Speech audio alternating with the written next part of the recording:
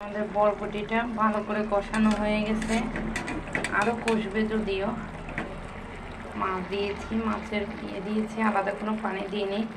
মাছের ঝোলটা এখন দিব রাঁধুনি মিক্স মশলা।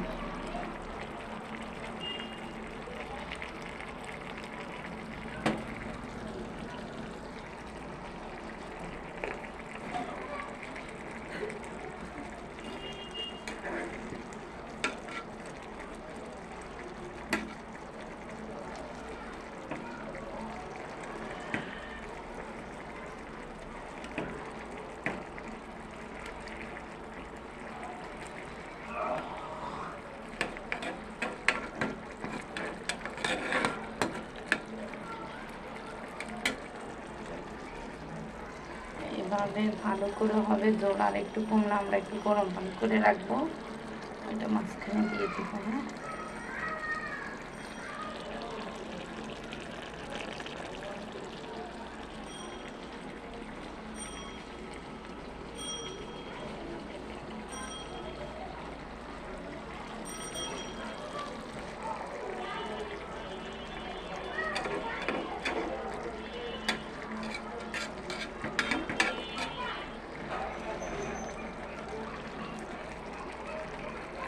যে আমাদের বরবটির ফাইনাল লুক। আরও হবে এটা।